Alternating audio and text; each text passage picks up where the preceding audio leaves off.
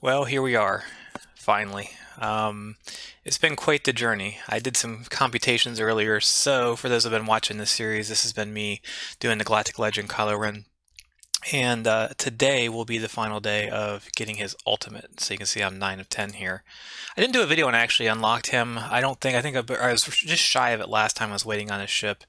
And that, I guess, was about, probably about a month, maybe a month and a half ago. So, the long story short there is, just because you unlock Kylo Ren doesn't mean the job's done. All in all, from the day, I think it was May 3rd of 2020 till today, which is September 20th of 2020, it's basically 140 days. So 4 months and a half-ish, a little bit more than a half, to go from the beginning to the end of Kylo Ren Unmasked. So let's go ahead and jump in. I'll show you sort of my methodology. I've watched several videos on this. There was some great YouTube content out there showing you how to do this battle. This is the team I ended up with. All in all, I only lost, I think for all the different missions to get Kylo Ren, where you had to collect tokens, I only lost one, and it was this battle.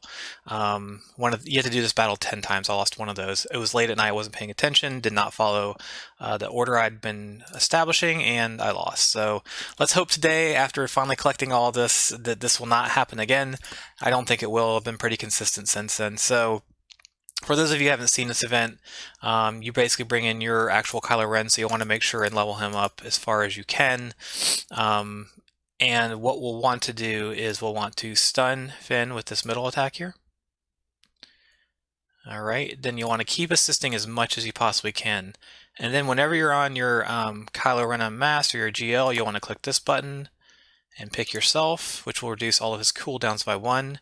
And basically you're going to alternate between these two. This is the priority, middle one's priority, outside one's second priority. And you're just going to keep repeating that over and over. And pass this back again. Gonna hit him again. Okay, we probably won't kill him. In this case, I do stun Poe with this guy. And then Rey is going to slowly kill off my guys. That's okay. It's to be expected. I don't usually try to attack with him. I don't really find it's worth it. Again, reduce cooldowns. And so using that third ability, you're basically going to keep going stronger and stronger, and that will eventually get you over the hump with Rey. Turn order is to kill Finn and then kill Poe and then work on Rey. Alright, so we'll do the middle attack here. Hopefully we'll get close on Poe. We'll pass this back again.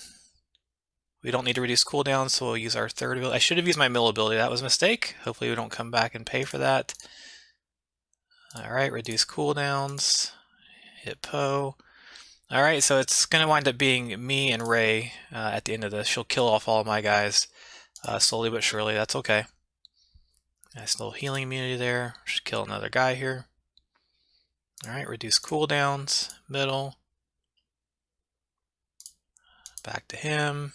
So as you can see, it's just kind of back and forth. I'm going to keep taking the middle one and keep taking the mastery up as high as I can. This is kind of a weird battle. I usually don't get this many turns. Reduce cooldowns again. Now we're going to steal some more mastery. So I'm not really actually taking mastery away from her. I think that's one of the GL things is you can't take things away. But I am adding mastery to myself. So that's the advantage of doing this. So we'll slowly just whittle this down. Alright, nice playing with you. Okay, reduce cooldowns, more mastery. So eventually the idea is that your mastery becomes so high that she just can't overcome it. Middle.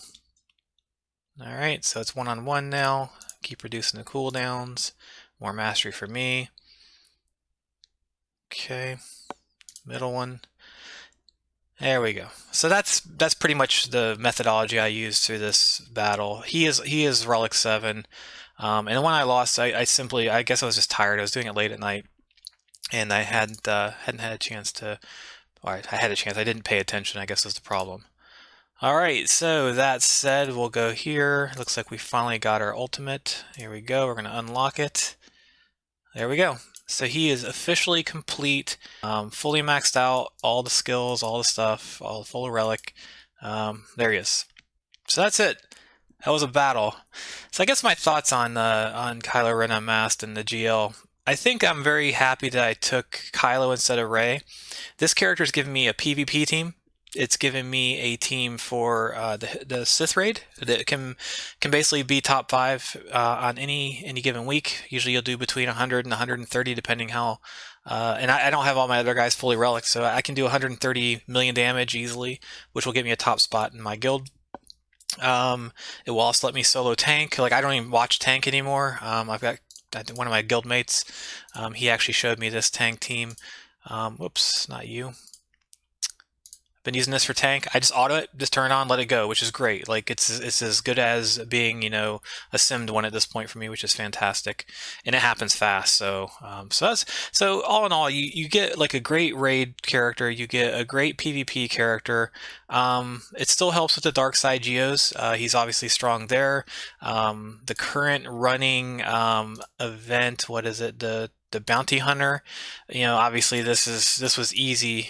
You could do this with a lot lower characters and not without even having a GL.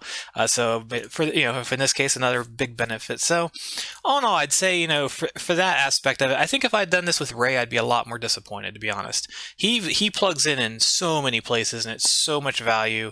I think it's well worth it. So that said, if you're going to farm one, I'd recommend Kylo right now. You may want to wait on the next two GLs to see what goes on that with Old Man Luke and Supreme Emperor, whatever his name is, Supreme Emperor. I can't remember. That's it. I'm not in any big hurry to go after another one of these. They're a lot of work, and I suffered a lot in terms of my Galactic.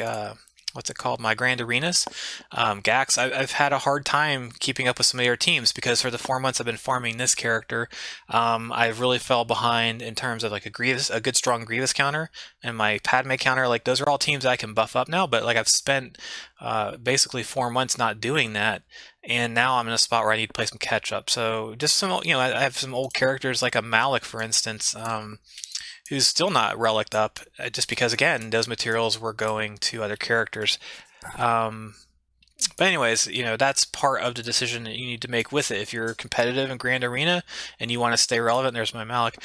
Then you need to be aware of that. You need to make sure that you're okay sacrificing making your team stronger while your opponents get stronger, especially if you're relying on that income.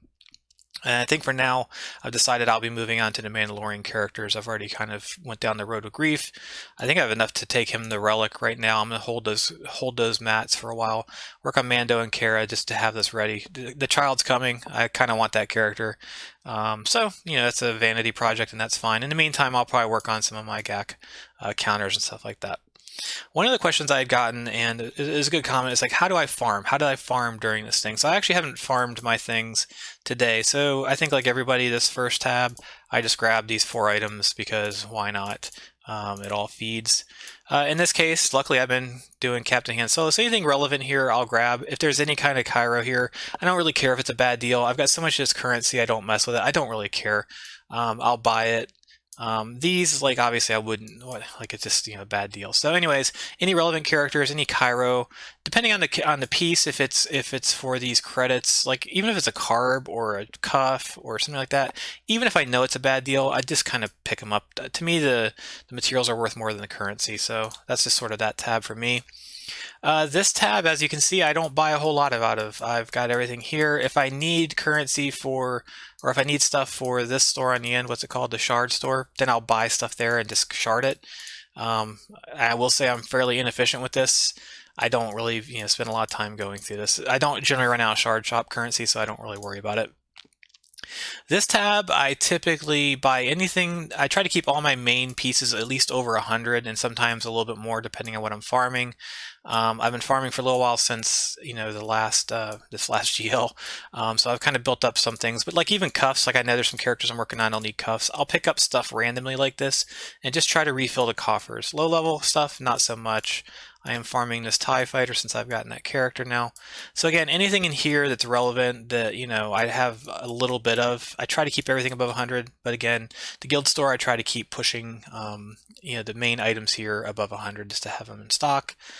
This store, sometimes I'll buy credits. I don't really need prestige anymore. Again, I pretty much ignore this. I guess I could buy characters again, but I don't find myself short in the shard store very often. This tab I had built up for a long time for fear of other characters, and it got way out of hand. So now basically every time I'm sharding The ships give you the best value. This was over like 400 at one point. This store, I'll typically buy mods that are yellow and only if they run speed and they're 5. So this is 5 speed, a crit damage, health. This is okay. I don't like to spend ship currency as much as other currencies, and I don't really like the mods on this or the secondaries on this as much, although it does have 2 defensive ones. I'll probably skip that one. This one's protection with tenacity, speed, offense. So this one I'll probably go ahead and just pick up. I'll take flyers and some, but generally I'll just pick up yellow ones of 5 speed. I generally don't like to use ship currency if I can avoid it, just to keep a little bit in the coffers. On this tab, I'll buy Zetas. Again, this is one of the stores that got out of hand because I was worried about them releasing new stuff here, and they seemingly will never do that again. So I've been whittling this down again. But Zetas have become less relevant, at least for me right now. Guild event stores is very dependent upon what you're farming and what your needs are. I was just working on these 2 ships for a long time. I'm, again, like everybody else, fearful they're going to continue to release new content here.